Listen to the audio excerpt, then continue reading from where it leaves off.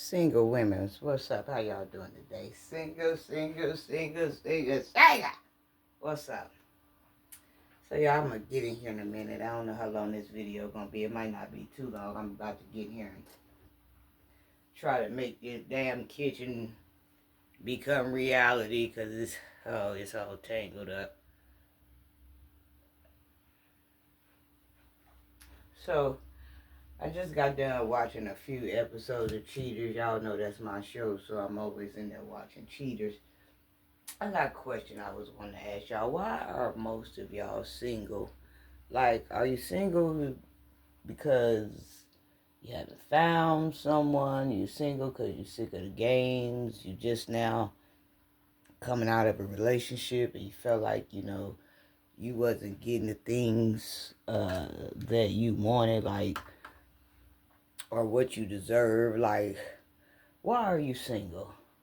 And that's the question most men ask women all the time. Like, why are you single? And then you tell them, why are you single, or what happened to you? And it seems like they commit the same crime that you told them how you were single in the first place, you know. And let me say this too. I'm not bashing any men or anything like that. I'm past that part. I used to bash when I was bitter, you know what I'm saying, when I was upset and I was hurt, about, things that had happened to me. So in no way am I bashing men. I'm pretty much in a good spot. If anything, I'm just telling the truth, since I have pretty much learned to understand how this thing goes. But let me start off with me. So I'm pretty much single because I guess in all honesty, I'm just scared. With all of the stuff that's been happening, all of the cheating, all the getting together behind my back and all of this and that and the not coming home and putting me out and now you with somebody else and all of this stuff. That stuff traumatized me real bad. And it's all I ever seen. It's all I ever witnessed. And that takes a blow on somebody that, was always treated like a little princess, by her father, and just love stories and love movies, and thinking you gonna, have all these kids by one man and be married to one man and live happily ever, with one man. And then that don't turn out right. And then you say the next time I'm gonna make sure I'm gonna stay with this person. And then that don't turn out. The next time I'm gonna stay with this person. To find out, all the time, you couldn't stay with these men because they didn't want to stay with you. It was just a jumping game. It was just, you was just something to do, not understanding, you know when a man is in your face, how he can play that role, right then and there, how he can, shift and give you everything you need, how he can be all, you want him to be, and you really think that you live in this fairy tale life, to find out the moment that you start to get comfortable, he knows when you're starting to get comfortable, and that's when he's saying to himself, oh, she's starting to get comfortable. I better get ready to get the hell out of here. I never understood those type of cues because I don't know. I just felt like I was doing everything right, and I was taking care of business and I was taking care of home, and I couldn't understand when he jumped like that, why he jumped. And I was always one of them type of people where I couldn't see, that it wasn't me. I couldn't understand that I was messing with somebody of a lower vibration, of a lower caliber, or someone that didn't have a long attention span, or somebody that really didn't want the things that I wanted. But what was strange about it, in the beginning, they wanted what I wanted. They wanted to do what I wanted to do. And it was like when they became bored, or they became restless or they became tired or they wanted to explore other things, I didn't understand that because I thought everything was going fine. You see what I'm saying? And I'm the type of person, like if I'm in love with you, I'm in love with you. If I fall out of love with you, I fall out of love with you. Like there's no in between, maybe in the middle of me trying to repair what I thought I had broken, but I didn't break anything, but that wasn't that wasn't clicking, you know. I don't know.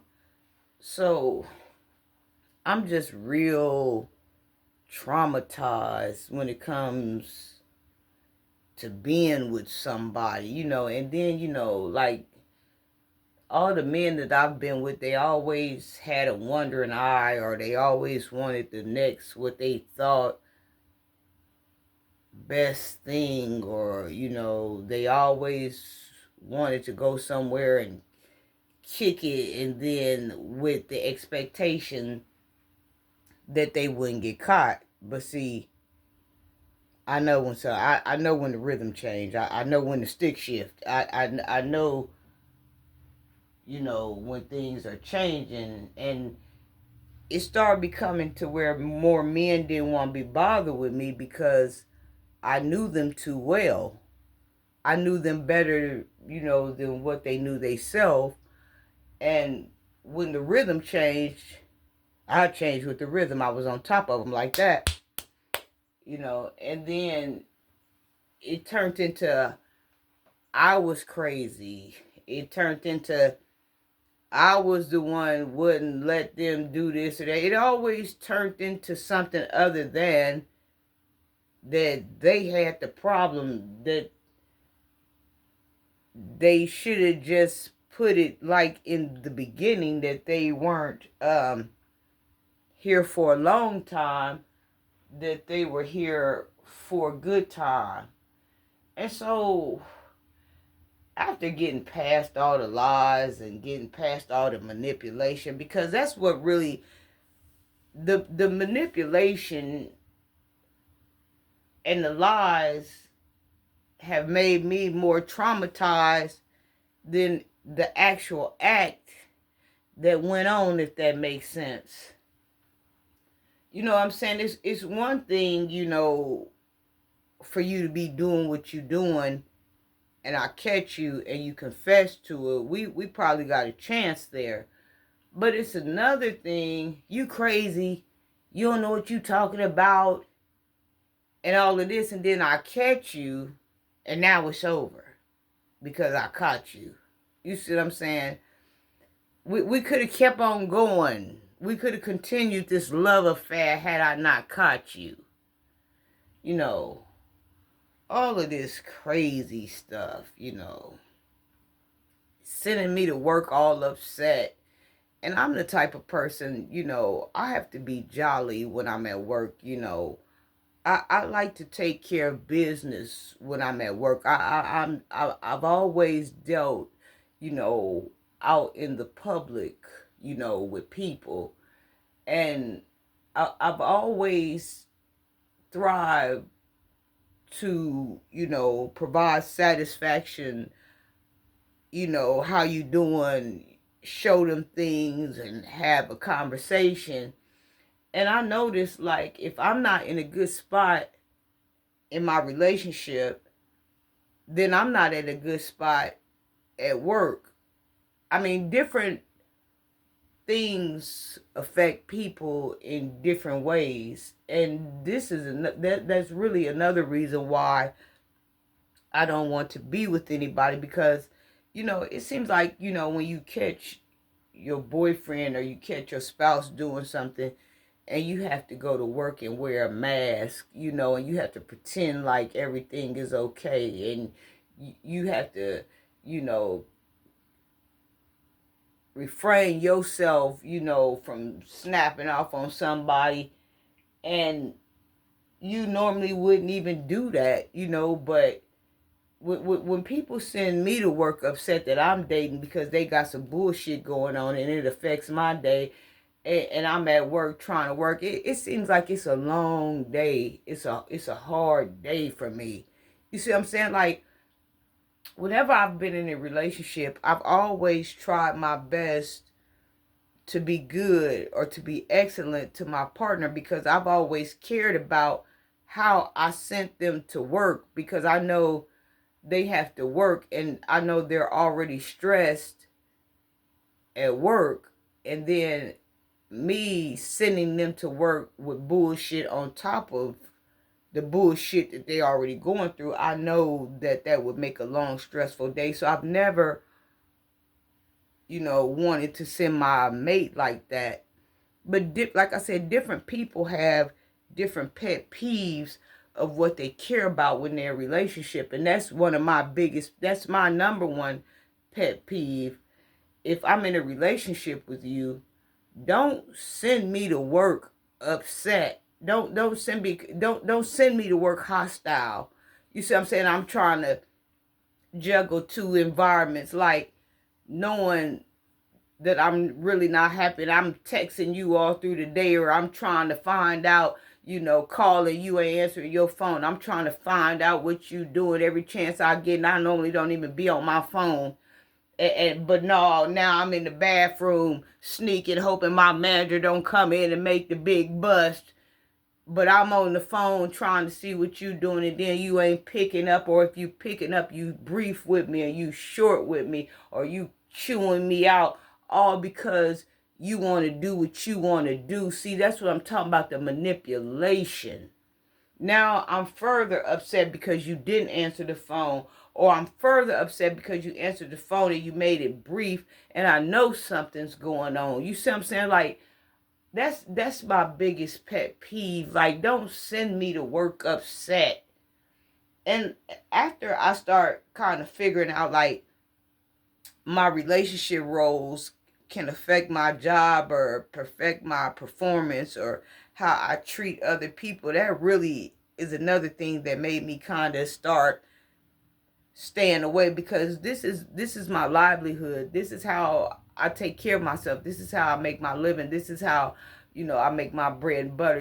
People are relying on me to make them have a good day, and I can't make them have a good day because you didn't make me have a good day.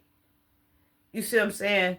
So after I start kind of seeing like what triggers me, then I said, no, I'm not gonna deal with that. It's one thing, if I'm in a relationship, with somebody, or if I'm going with somebody, or if I'm married to somebody and we have an argument about the catch up, or we have an argument about the door slamming, or we have an argument about, what I didn't do or what you didn't do. That's one thing. I could go to work and still perform.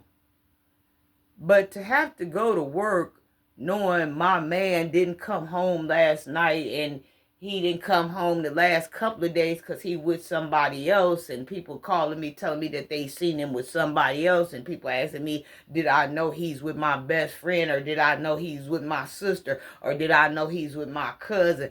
That doesn't make me have a good day at work. So these type of things have made me start shying away from these relationships. Like I said, it's just the manipulation, with these men that I've ran across. They never satisfied when it comes to women. I don't know how many they need, but they gonna need a lot. I'm gonna tell you that. They ain't never satisfied. They always looking for the next best thing. They always want to feel something new and something different. They get tired of the same old thing. They get tired of the same old thing. They want something new. They want something new. And I don't want to be bothered with that type of stuff, because that type of stuff messes with my head. And then, what if I thank goodness I haven't cold turkey walked in and caught nothing. I just always, for the most part, maybe caught him at somebody's house, or caught him, out abroad or caught them together at a place or something. I never actually walked in nowhere and like actually caught him in a bedroom setting where he's undraped and she's undraped and it's going down and it's continuous heavy pounding going on. Cause see, I wouldn't be able to handle something like that. See, at that point, see, I'll be flipped off. See, I know me. That's another reason why I don't want to deal. And then like having those, graphics, stuck in the head, somebody that you've been with, 5 and 6 years, walking out the bedroom butt naked, talking about some, it ain't, baby, it ain't what you think it is. Let me talk to you. It ain't, I don't want to hear it ain't nothing like that. Even though, I know energetically, where they coming from when they say it ain't nothing like that. They really mean understanding the man's mentality, because I am athlete, man, understanding a man's mentality, when you come in, you catch him in the raw, in the nude, in the garden. When he say it ain't like that, he really means it ain't like that. Like they ain't nothing like that. It was just something to do. It was just a good time. It was just a piece of butt. It was just, venting, just to get away from it all. It was just a little sneaky link. It was that. But I ain't feeling that, because my mind is calculating how you make love to me. You see what I'm saying? Like how you stroke me, how it means everything when we in the room. You know what I'm saying? Something like certain things trigger me to where I just can't get in a relationship no more. You know what I'm saying? Now, I wouldn't say that I wouldn't never get in a relationship. I would have liked to have been in a relationship, had, I found the right person or something like that. Or maybe, maybe once later I find somebody that's then had them all. Then I'm like, sure, look, done it all, done it all, done it all, done it all. Mention my name and acknowledge me. Maybe, once I find a man that's done it all and don't want to do it no more, he actually knows, beyond a shadow of a doubt that, he only wants to be with one woman. He only wants to entertain one woman. Then maybe I could, think about doing something like that. But then too, on the flip side of it, I've met men before where I was scared to get with them in a relationship, and they were scared to get into a relationship with me as well, because some of the stuff that they caught they woman doing, they might have came in and caught her, raw in the nude or something like that, and it triggers them. And a lot of times, what you find is when two people are scared, to come together, it's damn near impossible to come together, because both of them are scared of what's going to happen, and they waiting, for a repeat. They waiting, for the trigger to go off again. And so, I'm to the point where, y'all know I watch a lot of videos and stuff where folks that got killed, with playing with people's feelings or playing with people's emotions. And I've talked about this before. There's a lot of people that have been heartbroken so many times, and so many things have witnessed. They have witnessed so many things, and they have been traumatized so bad by people putting these masks on to claim that they love them, and they just one snap off from killing somebody. And a lot of times, this is what some of these things be. If it's not that, then it's them discovering, they made it sleeping with the same sex or something like that. But back to what I was saying, a lot of times, you could look at some of these people and tell that they ain't got another heartbreak up under their belt. They don't have it. And so now I'm careful, about who I get with or what I'm looking for. Matter of fact, I ain't even careful. I ain't doing it. I don't have no company. I don't mingle like that no more, because I'm not saying I'm a snap off from doing nothing to somebody, but I am saying that I don't have another heartbreak up underneath my belt. That is what I am saying, you know. But some of these people, you can look at them and tell, like, they not gonna play no more games. They've been hurt too many times, and they've given you, you know, the blueprint about what happened to them and what they not looking for. And then here you come along, you know, thinking you could be slick and you could get this off, and ain't nobody gonna find out about it. And then you gonna do it this one time, and then it gets so good you keep on going over there. You can't turn it loose to where, you know, when they find out about it, then they just snap, crackle, and popped in somebody under the ground. You know, this situation that I'm talking about here, why are you single? This is a very serious situation, because you're dealing with feelings and emotions here, and these are the things that have led and are still leading people today to the graveyards, and leading people to prison. You know, I see these videos all the time, you know, about these women fighting over these men. And now, you know, since women can tow guns or whatever, I've been seeing a lot of women shooting other women, killing other women, you know, getting them out the way. And then now this dating thing, y'all, it has gotten so serious, right? You know, it used to be a time, you know, when if your husband or your boyfriend or whatever he was to you, if he stepped out on you, you know, you didn't know nothing about the side piece. You know, she knew her place. You know, she knew about you, but you didn't know about her. But she was in the shadows. Y'all, I'm starting to see more stories of, and then heard a few of, where now these side pieces is getting jealous. They going to these homes. They killing the husband right there. They killing the husband and the wife because they can't drag the husband up out of there to be with them. Or when the husband finally admit, you know, hey, I was just using you and we was just having fun. Somebody got to pay the price now. And see, this is another reason why I ain't too crazy about getting with these men now, because these women are so desperate for a man now. They jealous about you being the wife, or you being, you know, with them. You know, they know all about you, but you don't even know about them. You don't even know your husband is messing around. You living a regular life, going where you going, doing what you doing, taking care of your kids, trying to be the perfect wife. And this side piece then come up and fighting you and jumping you or killing you.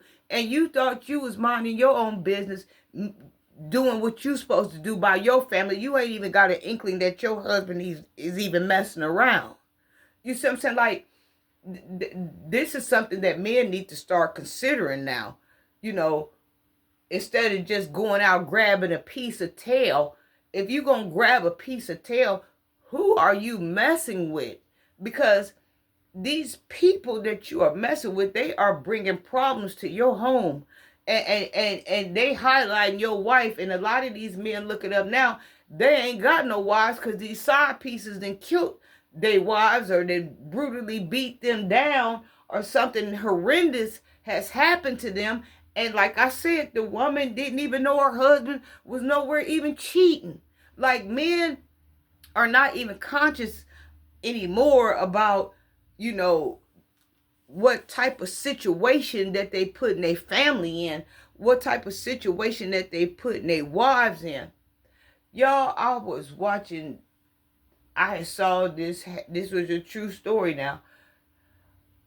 I was reading about something or saw something, this happened over there in Asia, and y'all know them women over there ain't nothing to play with. And